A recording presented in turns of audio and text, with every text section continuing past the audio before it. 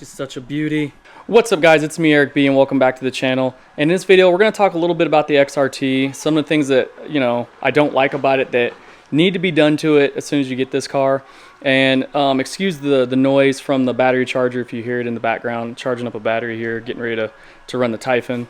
So but yeah man, so far this car is awesome. I mean, this thing is a beast. It's big. It sucks because it's heavy when you're trying to move it around and take it with you places. It takes up my entire trunk in my car. But some of the things that it needs to have done to it right away, when you get this thing, is the bell crank, the steering bell crank. That definitely has to be replaced. The steering on this thing is so sloppy and it's so slow, and it's not strong enough. So I've heard instances where it's broke, or I can't even talk today, that it broke, and others where it's just sloppy. It doesn't have the authority that it should have, when you're driving. The other thing is the steering servo. I think that's kind of weak. I think it needs to be replaced as well. On the Typhon, I have a Savo, however you say that, servo, and that thing's been doing really good thus far. So I think I'm gonna do the same thing on this bad boy here. The other thing is, I don't know how this happened, but I lost the little, cover that goes on here that keeps the antenna up for the transmitter, or the receiver. I don't know what's going on with that, but I'll probably have to buy a new one. And the other thing is, I hit a jump, landed, and all of a sudden the car wouldn't go anymore. You could just hit the throttle, and you can just hear the pinion inside just spinning. So I was hoping that maybe it just came loose or whatever, and I could just tighten it back, but I don't think that's the case. So let's go ahead and open up the case back here and see what's going on.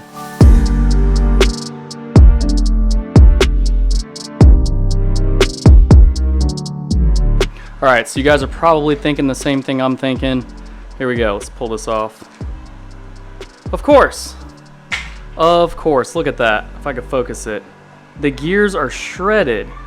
Like how on earth did that even happen? Look at this. The Spur gear is missing teeth. The Pinion gear is completely shredded.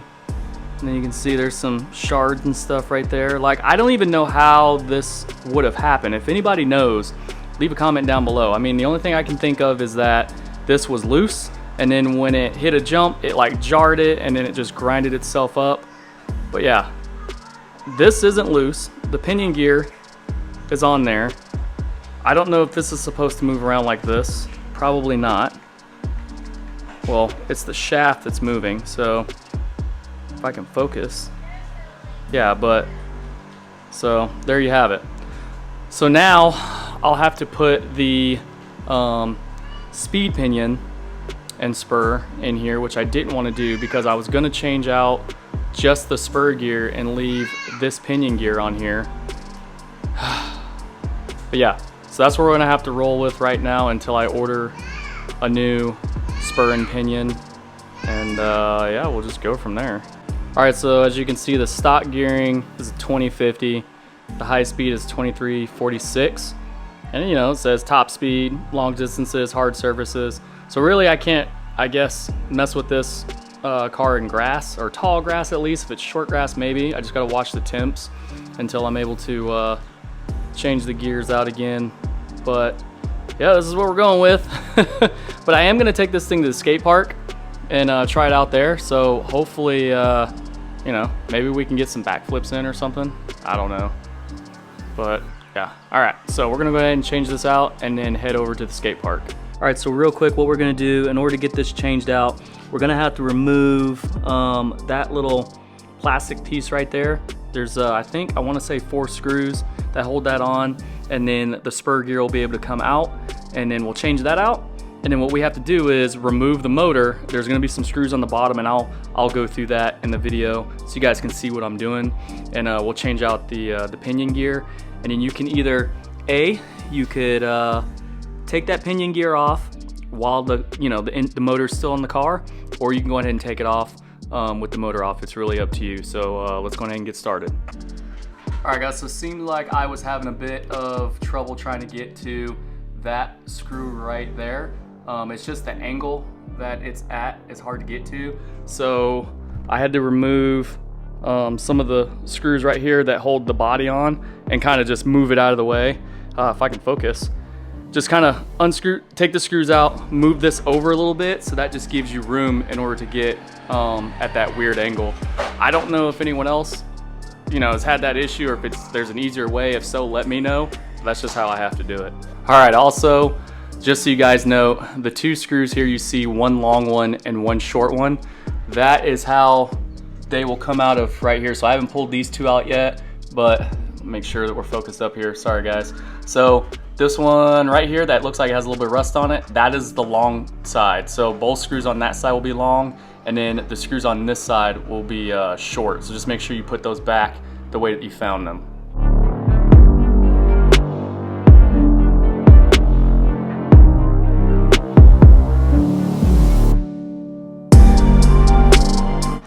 Oh man, look at all those shavings down in there from the gear. That is insane.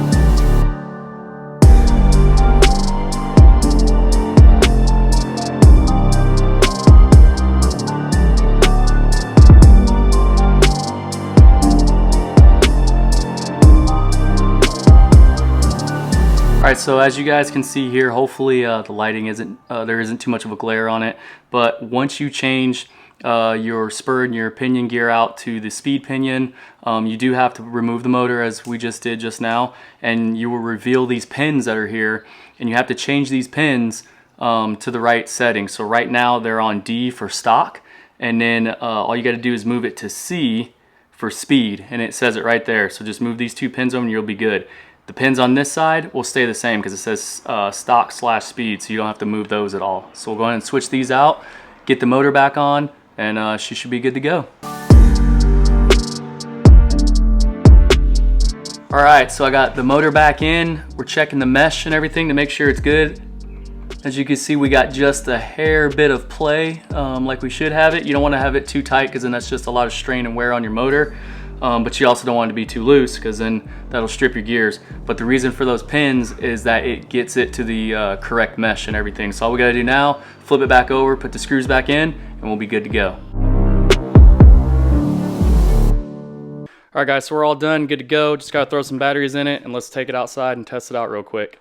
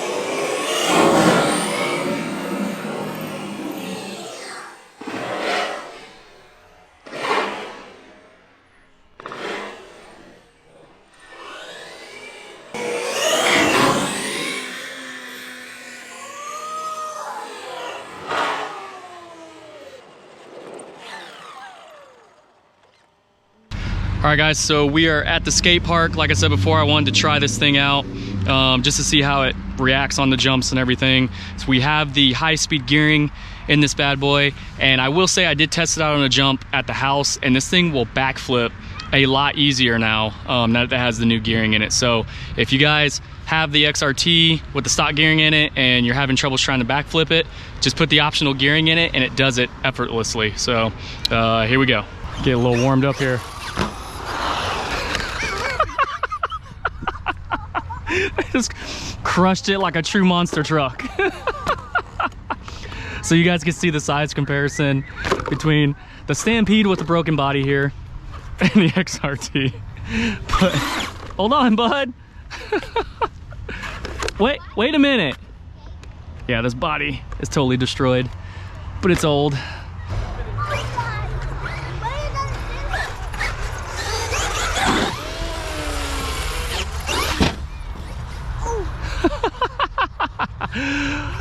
Oh my gosh, right off the bat.